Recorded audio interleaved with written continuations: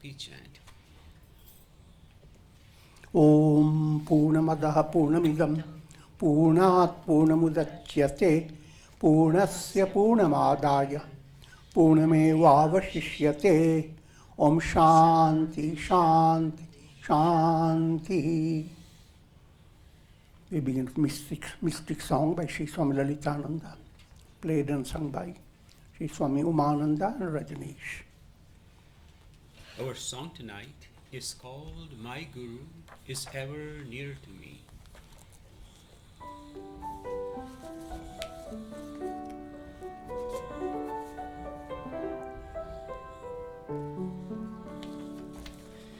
The moon is ever turning like a ball in the sky. I know without my guru, the moon will not glow, the sun will not shine.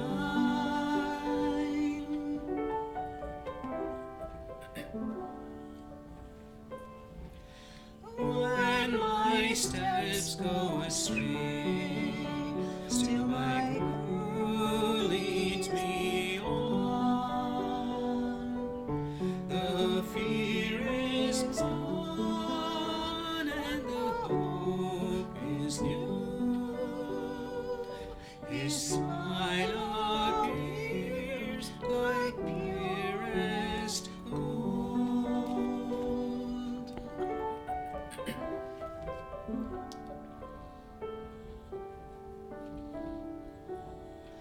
Like the rain from the clouds, my guru brings to my soul a shower of sweet delight.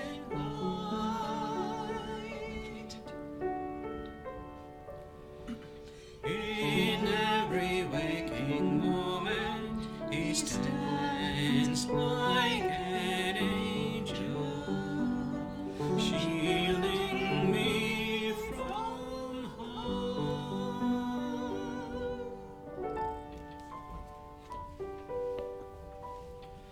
When shadows fall, even in my dreams, I see his face, calling me beyond the forest of illusion.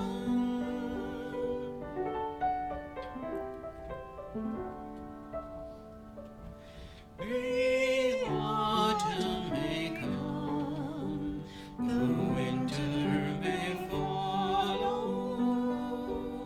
yet I know that my guru will be ever, ever near to me,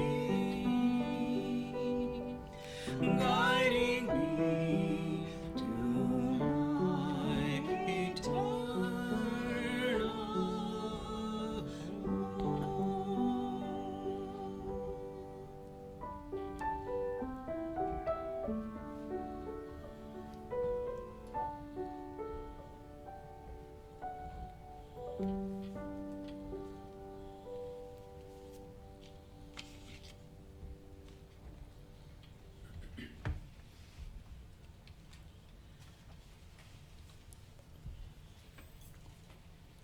We are recording from the ashram of our revered Guru, Pujya Atman Sri Swami Jyotirmayananji in Miami, Florida. Today is July the 24th, 2018, Tuesday evening, and tonight Swamiji will be lecturing on the Yoga Vasistha. This is series 2018, class number 58. And now Pujya Atman Sri Swami Jyotirmayananji. Om Brahmanandam Param Sukhadam Kevalam Jnana Murtim Dvandvatitam Gagan Sadrisham Tattvamasya Lakshyam Ekam Nityam Vimalamachalam Sarvadhi Sakshi Bhutam Bhavatitam Trigunarahitam Sadgurum Tam Namami Om. Adorations to Sadguru, who is Brahman, the giver of supreme bliss, embodiment of pure consciousness, one without a second, vast as the ether, infinite, eternal, beyond the three gunas and their modifications, the supreme preceptor. Yoga Vasistha, in Utpatti Prakarana, and section that we'll be dealing with is section 60 and onwards. We have just concluded the story of Leela, and at this stage, Sri Rama asks, first just to remind you, story of Leela has given you a unique insight into the illusory nature of the world. All world experience is like a website, www.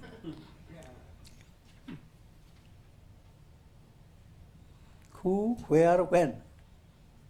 All the three are illusions. And a spider has made a web.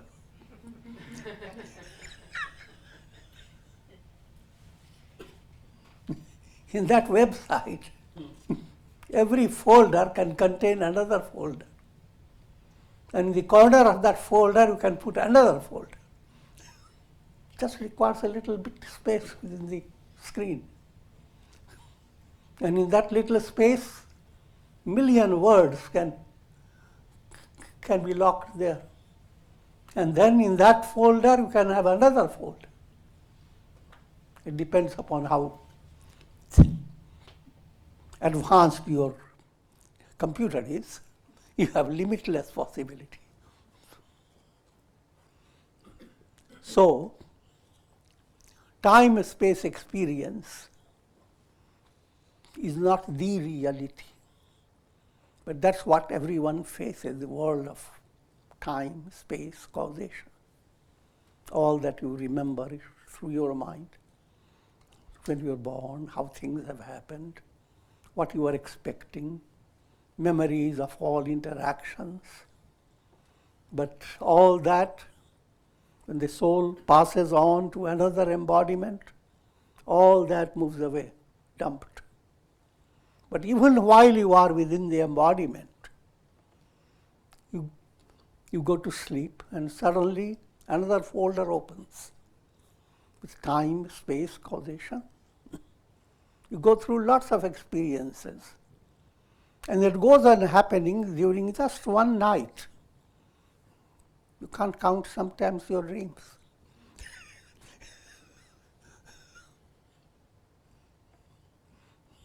But no matter wherever you are, in whatever dream, pain is pain. Adversity is adversity. Calamity is calamity. And it stays until you wake up. So keep that in view, and with that, ultimately what you are being led to understand, that the reality is God, Brahman himself. Brahman is pure consciousness. You are all looking for awareness, stripped of all these www types. Absolute awareness, without the website. The entire website is that touching your computer. It's a big illusion. The blue sky doesn't touch the reality because it doesn't exist. It's an illusion. Mirage water doesn't touch the desert. Not a drop. It's an illusion. All your experiences do not touch you at your deepest core. So how to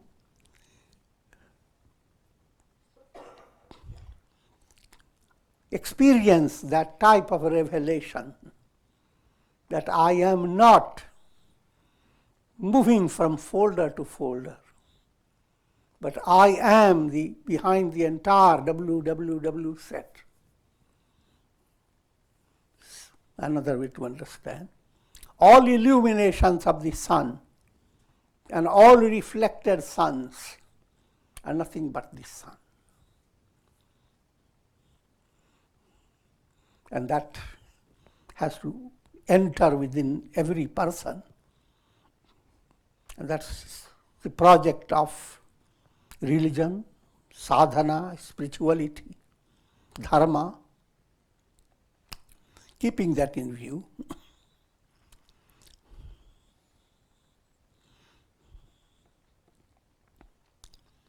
Yoga Vasistha explains to Rama, a jiva consciousness which flows with intensity and speed, unaffected by the objects of the world, attains moksha.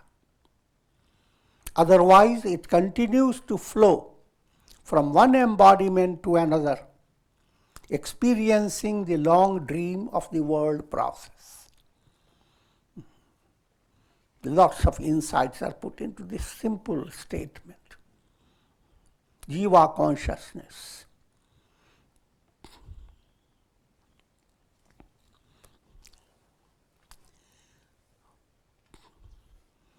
To understand in a simple way, as jiva, everyone is a reflected sun. And its goal is to discover I am the sun. Put it in an allegorical way, this reflected sun has to travel higher and higher and higher and face the sun. And the moment faces it, it gets effaced. Because the sun alone is.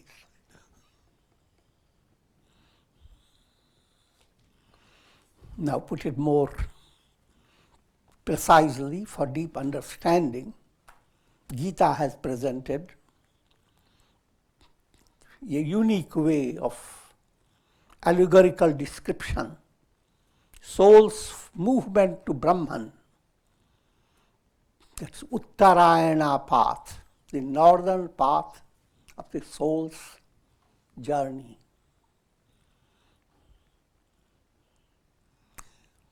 Agnir Jyotiraha Shukla Shanmasa Uttarayanam Tatra Prayata Gachanti Brahma Brahmavido Jana.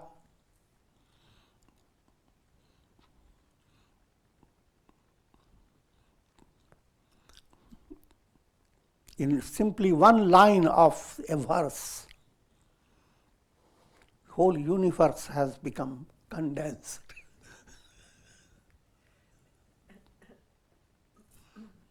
That's why it's called universe. It's a unique verse.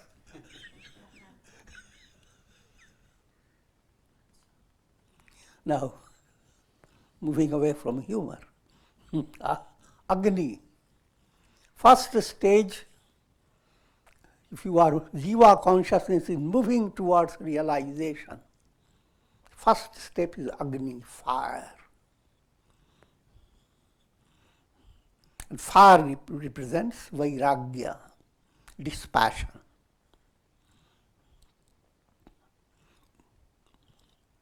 And dispassion simply implies, say for example you are dreaming and suddenly a little streak of insight develops that it is a dream. The moment it develops, what you experience? Detachment. Things that are before you, and your mind was working, how can you get them all into my purse? Now, when that insight has gone, who cares? You don't have to collect things which are illusory. So, movement in dispassion itself has stages, and I will explain them. And I have done that before. But that's the first thing. Increasing detachment from world experience. world experience is through your senses, through your mind, through your intellect, through your ego, and through your unconscious. The detachment goes on increasing. Even before you attain the goal of detachment, your mind becomes fully convinced of that process and steps on the path, ascending path. And that's characterized by, now fire has started within you. Otherwise you are just a dull-wit candle without the flame. Once the flame has started, fire. Next thing, now you have the possibility to see the distinction, difference between the real and the unreal. What you are detaching from is unreal. And what you are attaching to is real. Another point, you are not attaching to, it's already there. Just like if your room is dark, you have two problems in your mind. Remove the darkness and bring the light. But you do only one effort, open the window. Just bring the light. And darkness, removing the darkness, that's not a problem. In other words, the process is sahaj, spontaneous, just like the things grow in a tree. Agni Jyoti. Vivek Buddhi, Vivek begins to increase in your personality.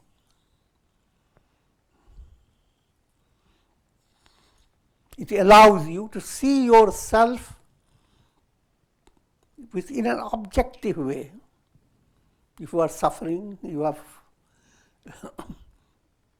very perplexed. But if you have Vivek increasing within you, then as if you are watching, and then you have a little hole within yourself to find out what the cause behind this. If you don't have the Vivek, then you are simply dumped into it, gripped by it. The Vivek allows you a little objectivity. You go beyond the problem and begin to find automatically. All that happens in a profound way. You don't have to work hard with your mind. Automatically.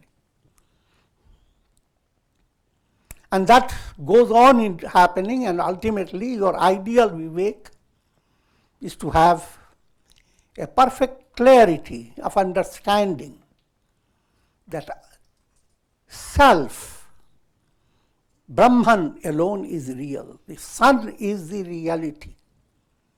All its illuminations are like mirage, like illusions. So instead of holding on to going after illusions, discover I am the sun.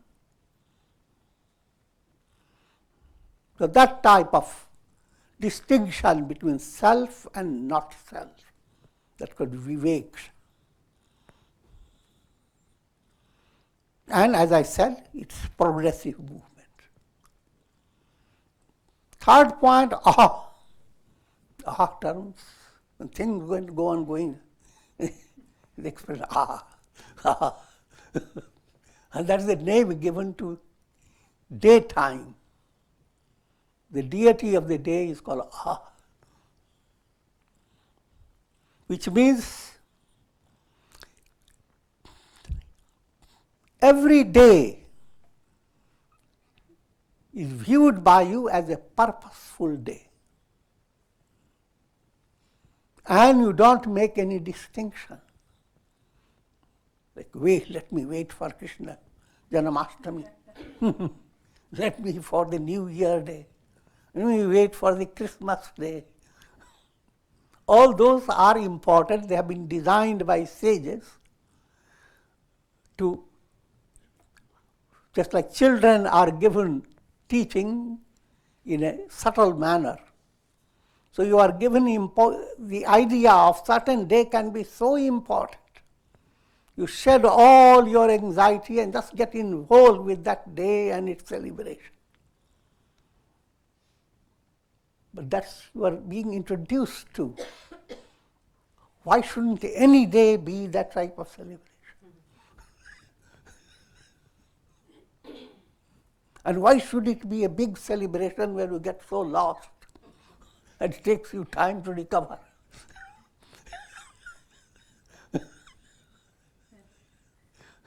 Why should every day be a day of a delightful progress, a day of nourishment? So that type of movement comes when you begin to practice integral yoga in daily life. That means you understand yoga not simply for the head. Head yoga is jnana yoga, to understand what is real. Heart yoga is bhakti yoga, devotion. And that devotion has extension, dhyana, meditation. And the hand yoga, karma, action. Your hand, your heart, your head, and put the neck in between.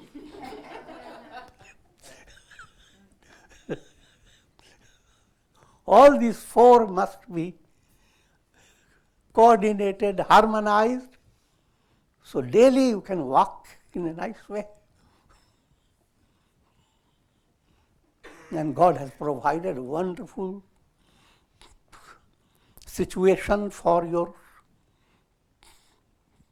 entertaining walk.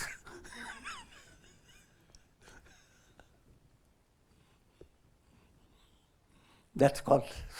So 3 stages. Vairagya goes on developing. Viveka goes on developing. Every day becomes purposeful.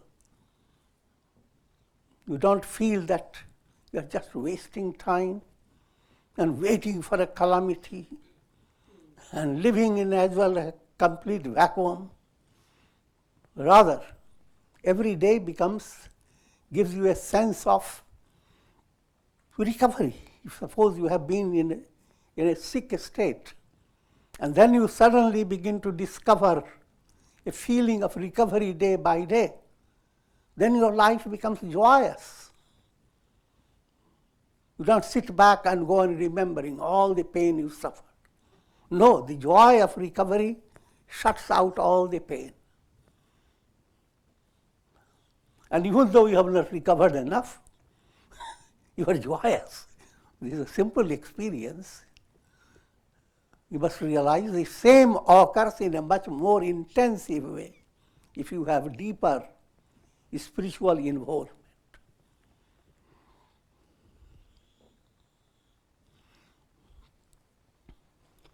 If these 3 continue, now opens another chapter. Bhavana, feeling, described as Shukla Paksha, bright half of the month, where the moon goes on waxing, not ordinary wax, it goes on increasing. And the moon becomes full moon. What a change occurs in the sky. Dark and gloomy and cloudy. Now the moon starts, many stars begin to twinkle better. And you see the difference between the moon and all those countless stars. Your feelings are not just twinkling like stars, shining like the moon. It's a big difference. And the moon goes on increasing. All allegorical, that's the only way profound teaching can be conveyed to the masses.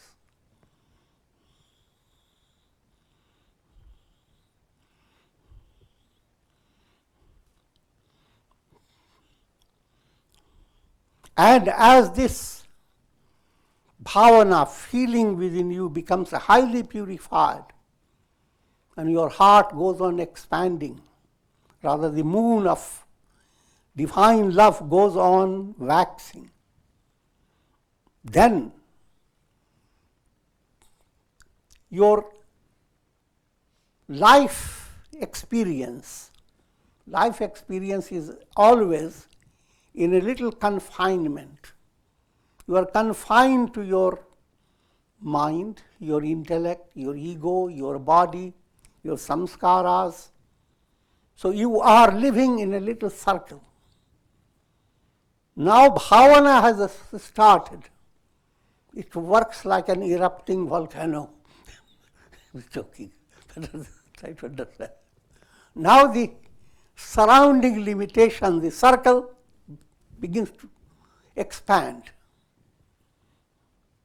Your consciousness now is not confined only to the worries of the past, planning for the future, and dumped by all miseries of the world, and lots of fights and burning sensations.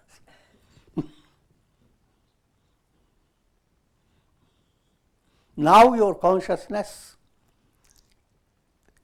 has a different extension. The radius of the circle increases. How much? It goes to infinity. But that goes on increasing. Sanamasha, described like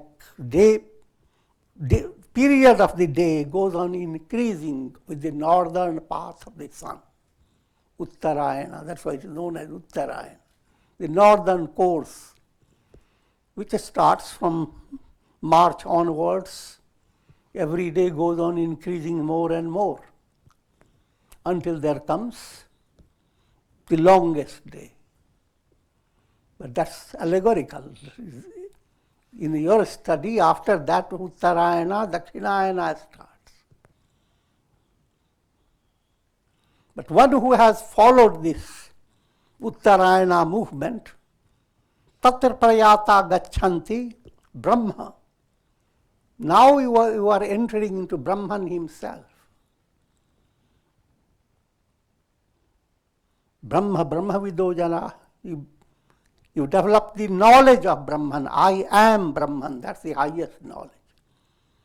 And therefore, you become absolutely liberated.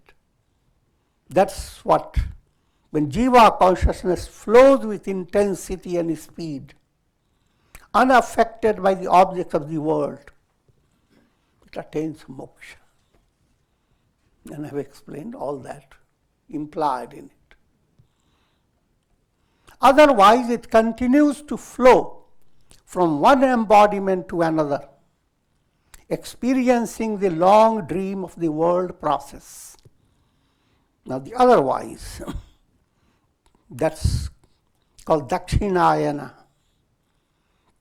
And what it is, again, according to the Gita, which is the best way it is described, Dhumo Ratri Tatha Krishna Shanamasa Dakshinayanam Tatra Chandramasam Yogi Jyotir Yogi Prapya Nivartate.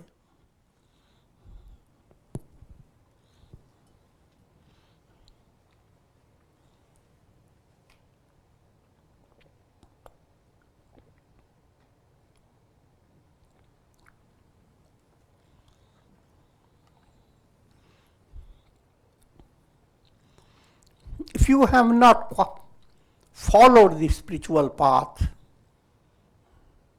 and it's just stayed with your mind, just with going after the pleasures of the senses, there again,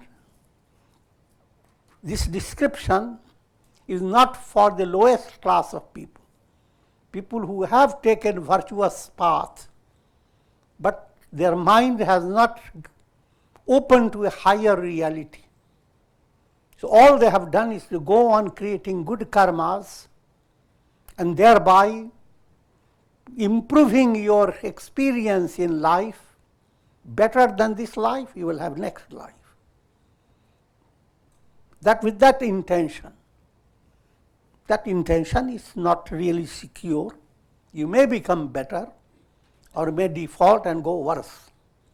And you may go up and down like the rice goes in a kettle as it boils, up and down and ups and down. But even when you are going up and up, that movement is called Dakshinayana. You are going up and up, but not beyond. You are still trapped in the cycle of birth and death. This is much better than the lowest. The lowest one is Yatana Marg, the path of hellish experience. And Gita didn't touch it, just leaves it. Points the finger. Because even this Dakshinayana term is Dhumo Ratri Tatha Krishna. First smoke, then night, and then dark half of the month, and then the period of the day goes on decreasing. Dakshinayana, the southern movement of the sun, until the period of the day will become extremely short. Tatra chandramasam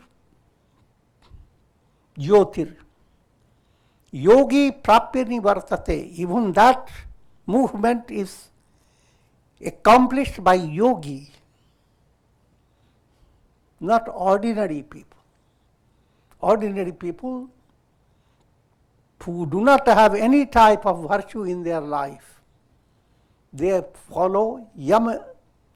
At the time of death, the scripture says, this subtle body is trapped by Yama, god of death, and you are led to suffer various intense pain. What I'm trying to give you understanding. And when you think of going to heaven, it's much better than going to hell.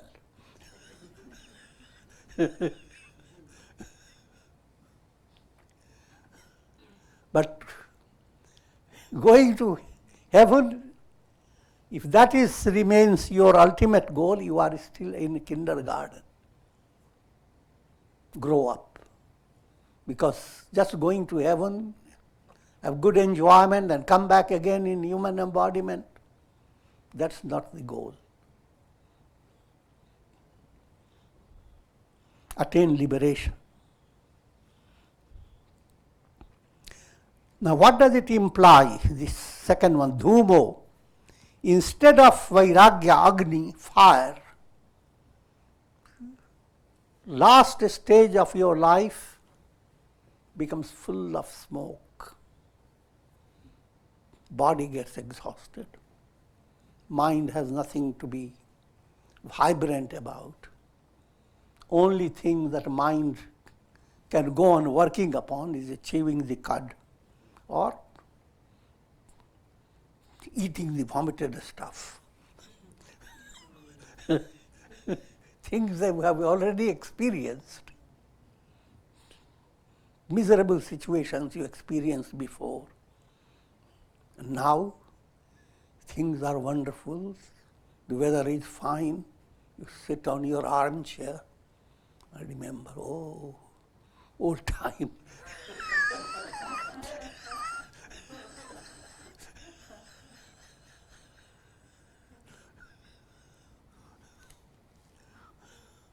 That's what dhumo. Instead of fire, smoke.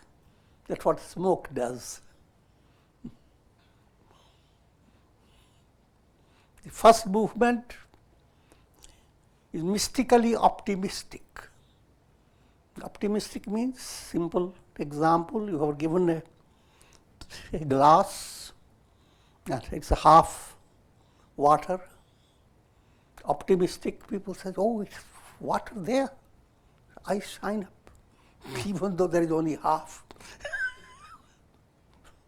It's pessimistic. All empty, waiting for such a long time, or what I get? Empty glass, little water or milk, and that's it. See the difference in these two attitudes. Same situation. But if you have optimistic movement, you do not burden your mind with negative data. You turn to the positive data in your mind. And that movement has a dynamic process, because now you are turning to light. And light you don't have to create, it's already there. The movement becomes much more spontaneous and more surprising for you. Even without your effort, you are sucked into the fire, light. So that's an optimistic movement. That's Uttarayana path. Pessimistic movement, you ignore all the good things you have experienced. You are sitting with all the problems. What will happen to my house? What will happen to my money? What's going to, if everything is safe with you, still you will worry. What is going to happen to the world? What will be happening? I won't go into that.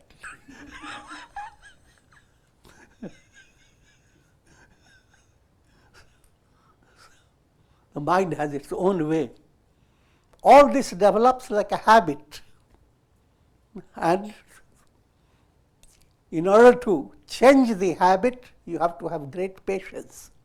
You have to create a positive movement. That should become your nature. But you have to make effort. And in that effort, you should not be sluggish. You should not develop the idea, oh, Satsang, I have done so many. Let me go to Hawaii and have a nice food. I'm joking.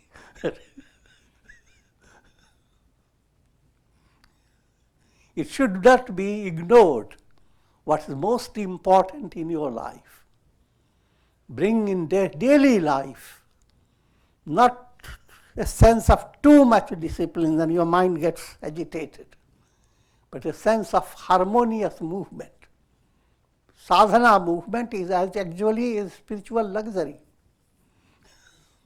That's why Buddha called it Bihar. It's the most entertaining thing.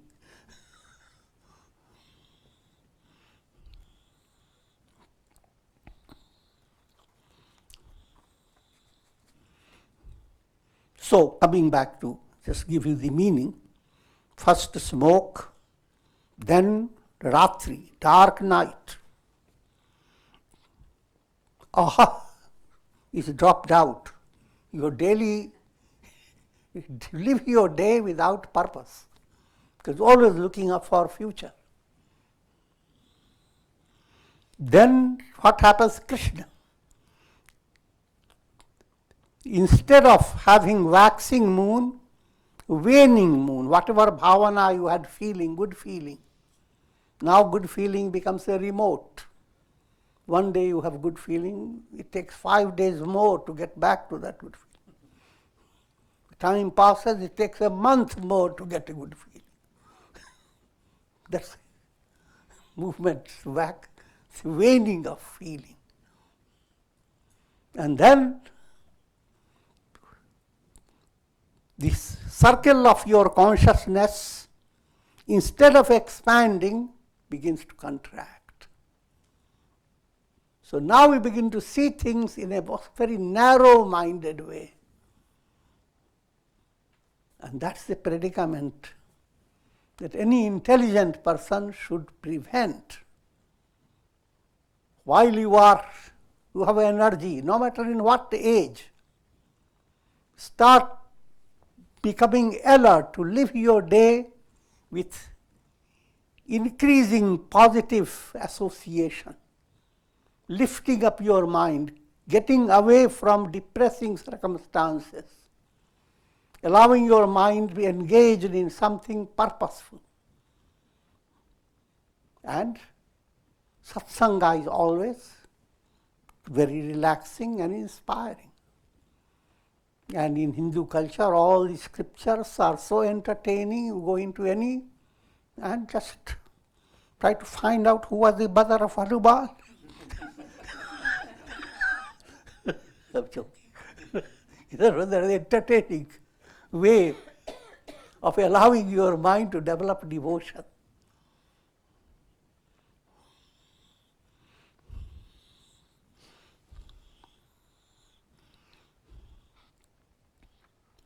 When the soul moves towards Brahman, it is a movement towards the truth. But when the soul continues to roam in the world process, it is movement from falsehood to falsehood.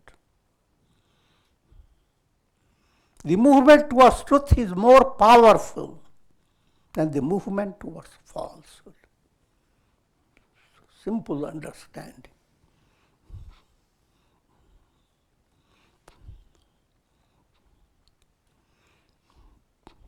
Movement towards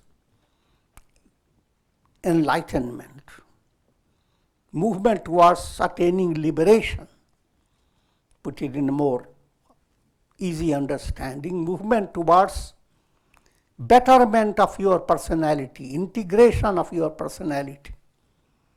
That movement brings you comfort and joy in your daily life.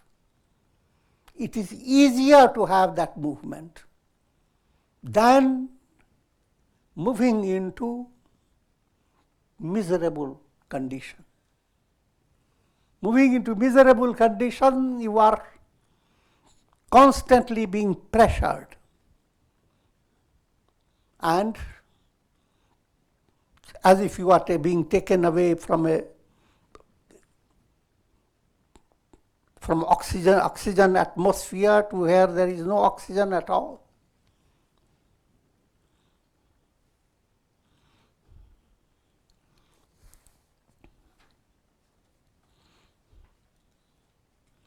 In other words, if you maintain yourself in a stage of moving from one life to another,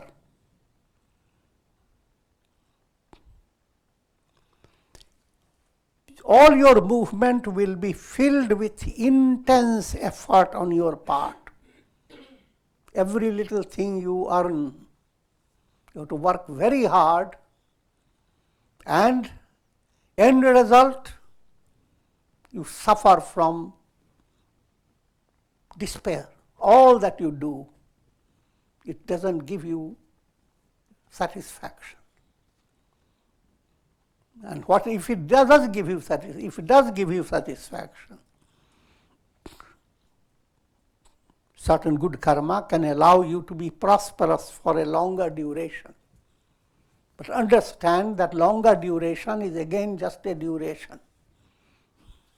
After that duration passes, you are again coming back to most miserable situations. So unless you hold a mind that is a kid mind, this is not a good pursuit.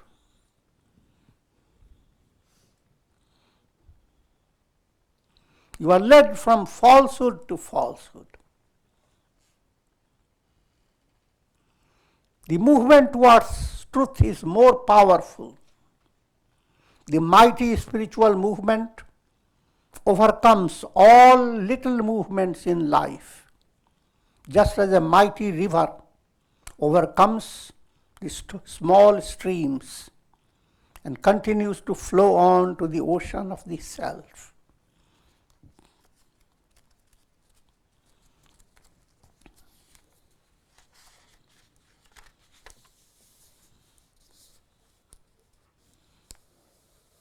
Sri Rama asked, O sage, it's indeed a wonder that even though the ego has no reality, Yet it has brought about one's identification with the body.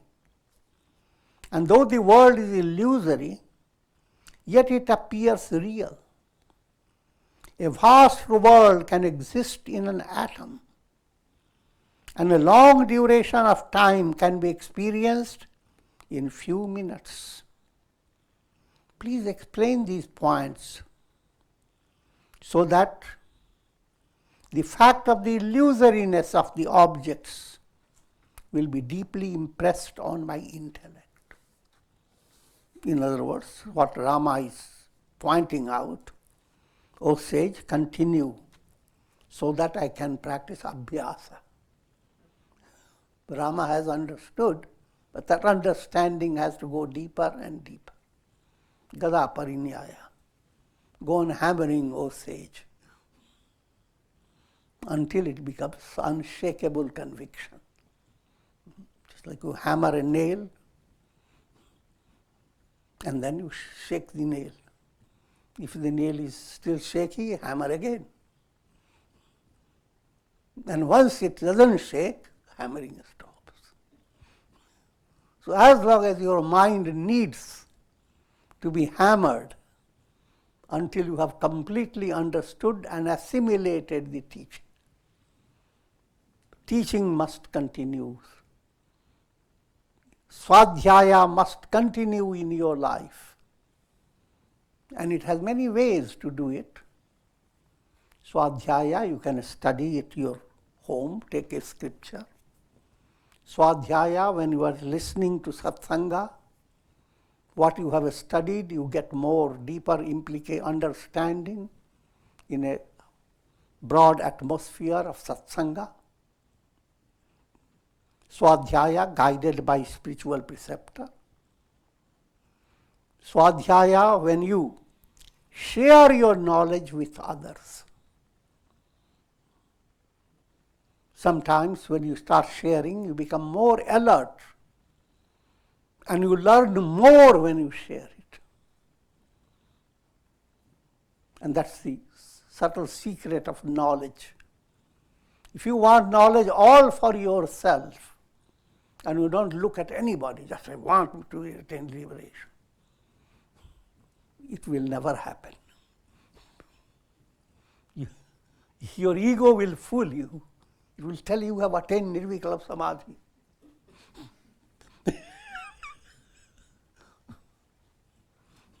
And will stay dull-wit.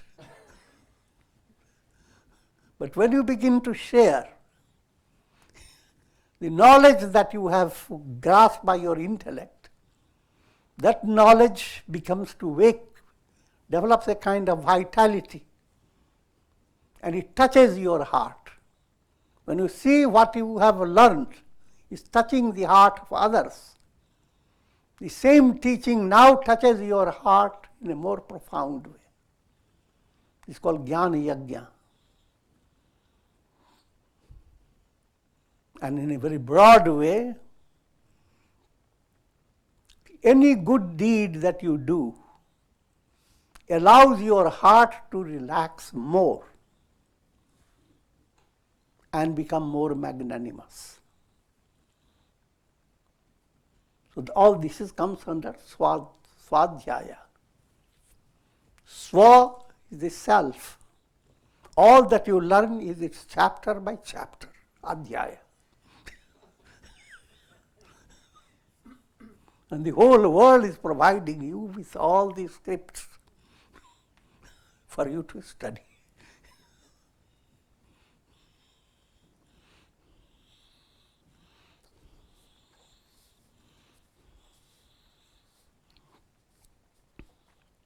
Yoga Vasistha said, the knower within every human being sees all its illusions within itself. This knowing principle is the self. All that is known is essentially the self. That self is Brahman, the unborn. That alone exists. This world is illusory and false.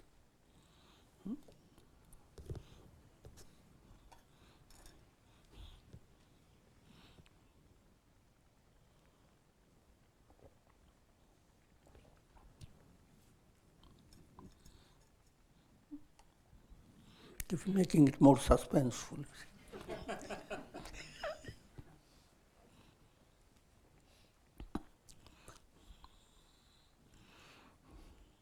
Again, how to bring this greatest truth.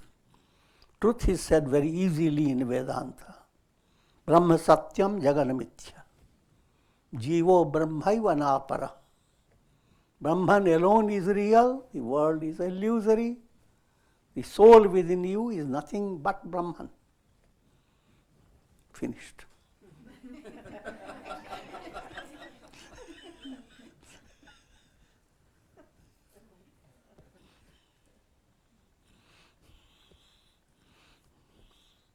But to gain that knowledge, the teaching is given from various angles to match up with your mental doubts, to allow your mind to assimilate the teaching. And that again has its own process, which means, remember, there are 4 stages of sadhana: listening, shravana. How much can you listen? That will depend upon how much muck you have removed from your ears.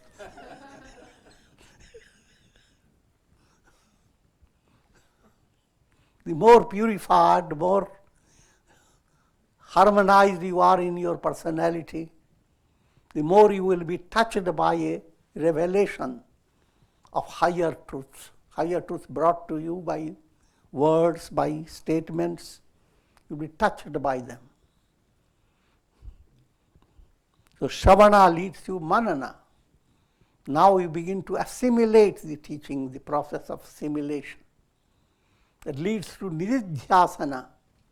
Mind sheds its all distractions and goes after what is the reality. Where is the eye of the bird? Following the Mahabharata illustration. And Dronacharya tests the archery, who is the best among his students. And his students come and he asks, do you see the target? Oh yes, I see you, I see the tree, I see the bird. Dronacharya says, you are not. You failed in your oral examination. One after another they come. When Arjuna comes and he asks, do you see me? Arjuna says, no. Do you see all Bhishma and great people around here? Do you want to seek their blessings? He said, no. I'm joking also. Do you see the tree? No. Do you see the bird? No. Now all people laugh at Arjuna. They're such a stupid one. He will fail definitely. What do you see? I see nothing but the eye of that bird. And Dronacharya says, shoot. And he shoots. And he proves himself the greatest archer. That's the description of Nididhyasana. In this mind, in this vast world, what should you shoot? Truth. So your mind should not go on seeing so many things. Don't go after so many illuminations of the sun. Go after the sun. Behind all illuminations, the reality is the sun.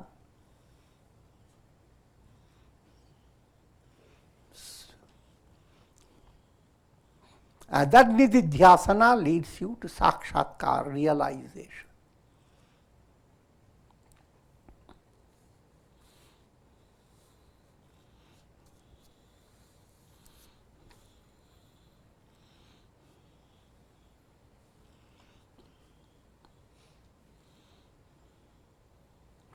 every form of knowledge or awareness, whether arising on the basis of words or of their meanings, is essentially the self. It is due to the limitations imposed by the objects. Objects imply all that you experience through your senses, through your mind, through your intellect, through your ego. In this context, all are objects. They are objective. And you are experiencing through your intellect, through your ego. And all this is nothing but the self. Even your intellect, ego, mind, and senses, they are nothing but the self. Shouldn't be difficult to understand. In dream, all you experience your body, you experience your head, you experience your headache. You use your fingers, you use your toes. You see your enemies, you see your friends. And all that is your own consciousness. Consciousness is the rope. All this is a snake on it. Sneaked into your consciousness.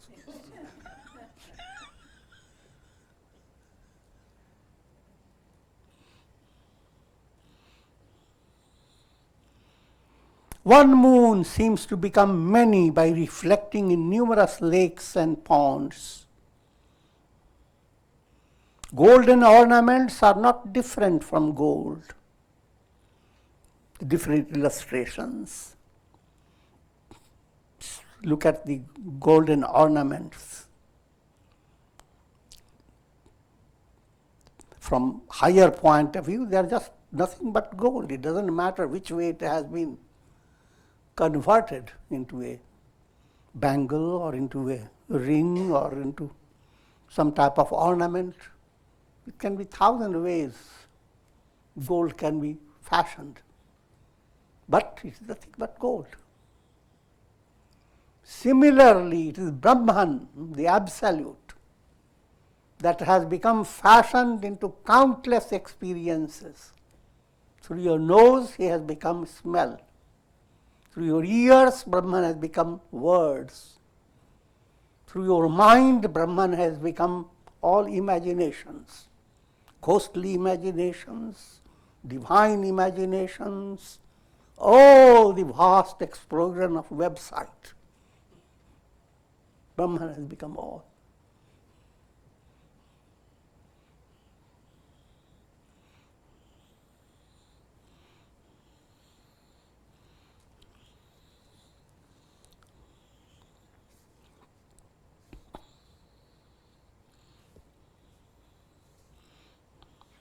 However, one should not interpret this to mean that Brahman is the world.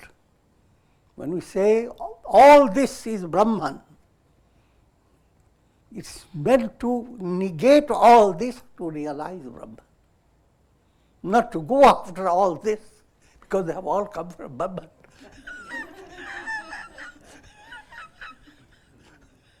So, forget about Brahman, all this is also Brahman. This is a foxy interpretation. Not so. Follow only the one example. Snake on the rope. Not rope on the snake.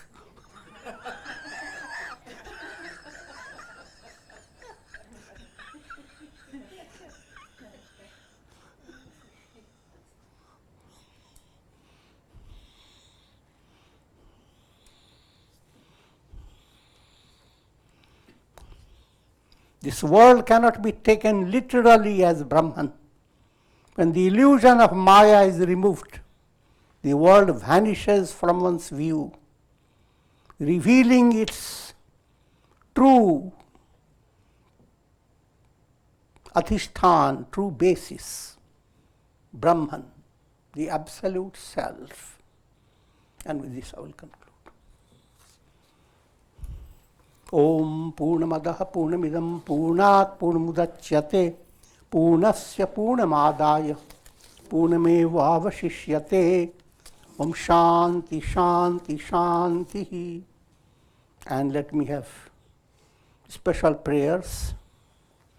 Firstly, Leela's sister, Veda's birthday is today, which is also known as Vidya Prasad. And we offer prayers for our health, long life, peace, prosperity, enlightenment, bhakti, mukti. And if you all like the same blessings for all.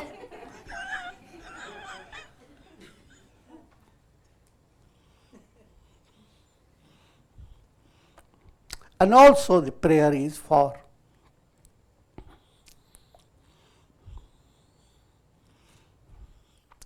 Dr. Ganesh Poddar.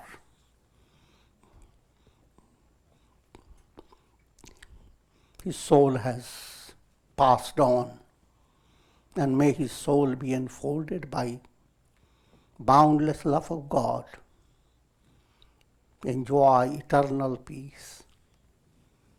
Om Triambakam Yajamahe Sugandhim Pushti Vardhanam Urvarukum Bandhanan Mrityor Mukshiyamamritat Sarve Bhavantu Sukhina Sarve Santu Niramaya Sarve Bhadrani Pashyantu Ma Kashchid Dukha Bhag Bhavet Asato Ma Sadgamaya Tamso Ma Jyotirgamaya Mrityor Ma Mritam Gamaya Om Purnamadaha Purnamidam Purnat Purnamudachyate Purnasya Purnamadaya Purnameva Avashishyate Om Shanti Shanti Shanti.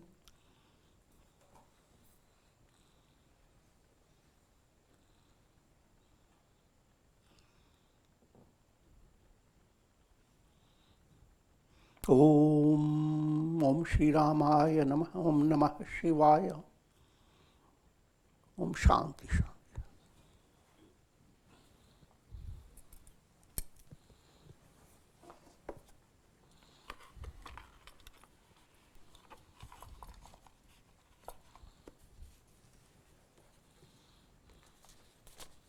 Please raise your hand if you have any questions for Swamiji. And Radhika will bring you the mic, since we don't have our little Kanishka here tonight.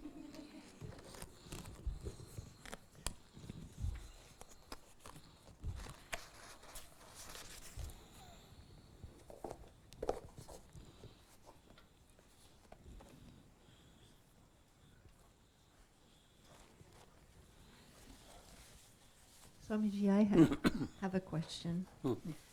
You pointed out many times that teaching in the Gita about Uttarayana and Dakshinayana, although many people think of those as paths that you follow after the soul follows after death, that they're guidelines on actually living life right now, every single day. It's easy to see that with the Uttarayana. Mm-hmm. It makes complete sense to me, but to follow literally the Gita's words on the Dakshinayana gives me some problem. I feel like we need more guidance, more Gadaparinyaya guidance from you on how the wording of that applies to even yogis. It seems First so point, bleak. yogi term is used in two ways. Yogis who are following the path of virtue, but the goal is heaven, not liberation. Those yogis versus yogis who are not limiting their goal to heaven, but liberation is their goal. Two types of virtuous people are covered by these two verses. The masses, they don't go neither to Uttarayana nor to Dakshinayana. they go to Yama. And Well, the Gita's, the description that the Gita gives seems so bleak that it's hard, even though you accept the fact that it's not a hellish goal, it just doesn't seem. Is it just the idea that if a person is persistently negative and and failing to develop? no, but Gita doesn't give you neither for the positive nor for the negative. You have to go through a whole experience. First point to understand, there is no clear picture. Person is doing virtuous deeds. You cannot sit back and say, oh, he's doing virtuous, but he's going to follow the Dakshinayana. Or he's going to follow Uttarayana. But if you are sincerely involved, your mind has the power to tell you that this much you have done is good virtuous deeds. Don't stay with it. If you stay with it, you will be facing a life of aging, coming back. And there is consolation. You will not lose what good you have learned. It will go into your next birth. You may gradually become better and better. That type of consolation you receive. But if you are advanced, you don't like even that. You want not to go into another embodiment.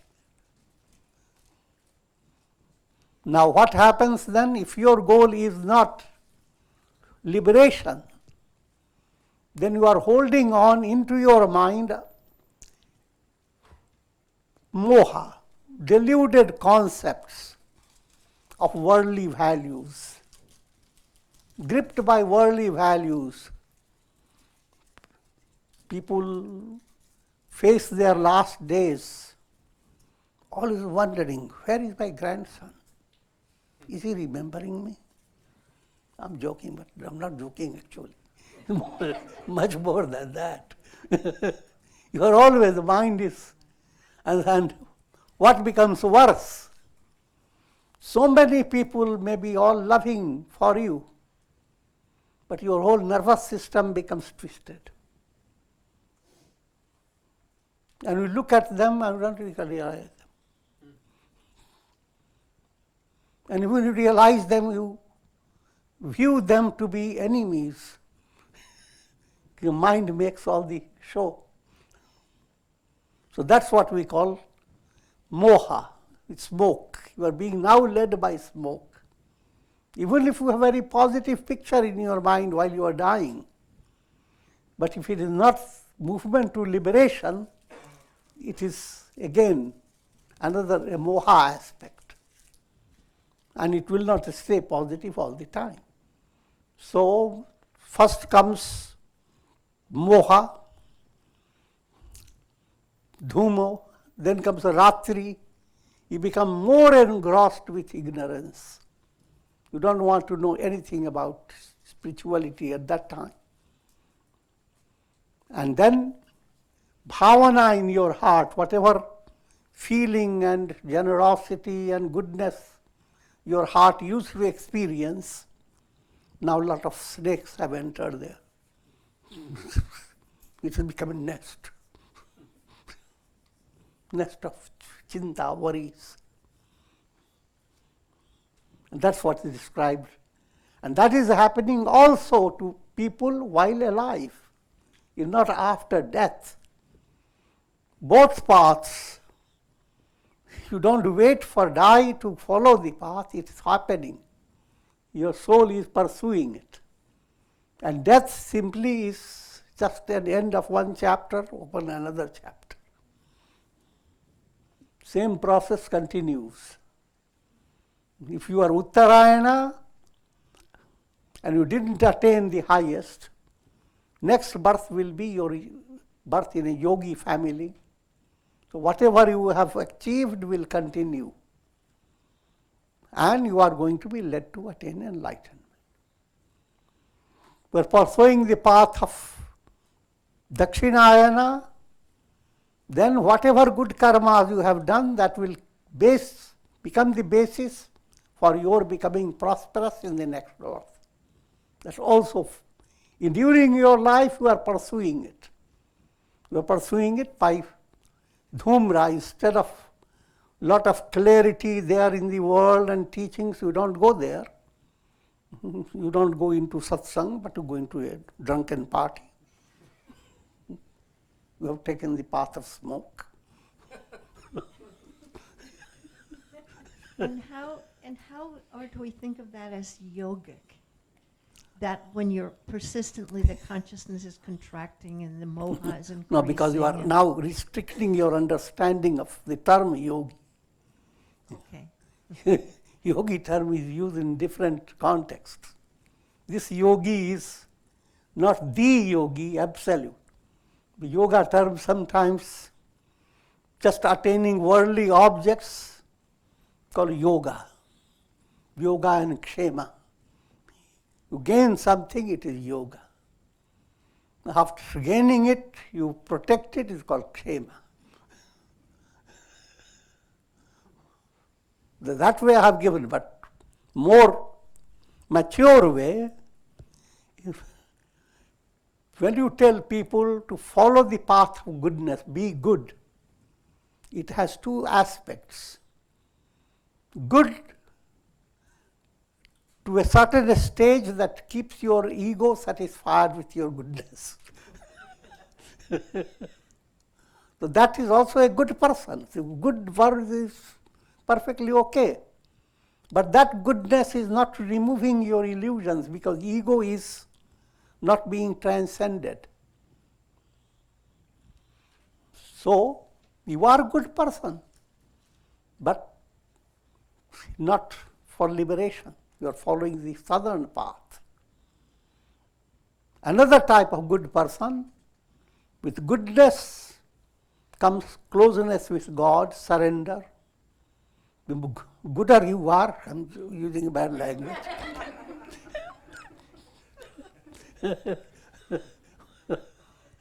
More humble you become, leading to self-effacement. So there are two types of goodness, you see. Similarly, two types of yogi. The real yogi brings about self-effacement. The primary type of kindergarten yogi doesn't bring about self-effacement.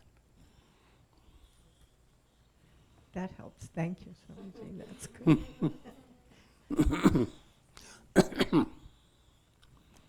Swamiji, Other than these two types of yogi, third category is rogi.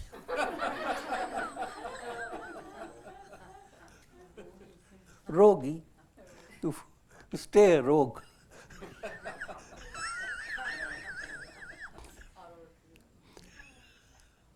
Swamiji, a good person who is pursuing sakamya karmas, is that dakshinaya? If his boundary remains within that, if he doesn't open himself to spirituality, devotion, satsanga, or things of that nature, if he does not have an opening to all these sublime rituals or cultures, just being good, that becomes a kind of a basis for egoism. See, there are people who write down and declare and go into the popularization of how much good they have done. To the extent, to the masses, yes, good he has done. And that aspect of karma will give him a lot of fame. But in spite of all that, you go into their deeper character, you find that he is just hollow. I don't know to name anybody, but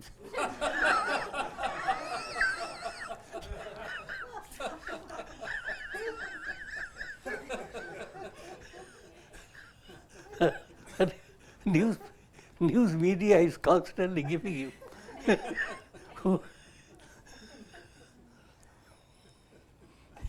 Okay.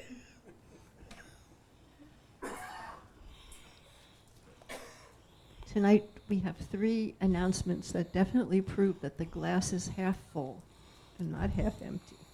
The first is that when Leela and her sister Indra and anyone in her family come visiting or send us chocolates from Canada, they have no calories, no difficult, no sugar, no difficult fat content. So you can enjoy the prasad with absolute guilt because it's guaranteed. They send with so much love that there isn't any room left for any of those negative things.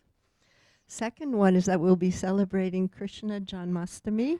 The date is small, but you can see the posters on Sunday, August 12th, and starting at 5 p.m. And the last is, Leela pointed out to me today that now on the website, if you go to our website, you can enjoy Swamiji's Guru Purnima lecture all over again as a video. So the video is there for you to see again, and for the people who were not able to attend the festivity, they can enjoy that lecture as a video, complete video. So it's there on the website. You'll see it first as you go there. Just click and it pops out. There it is. So please come forward for Kumkum blessing.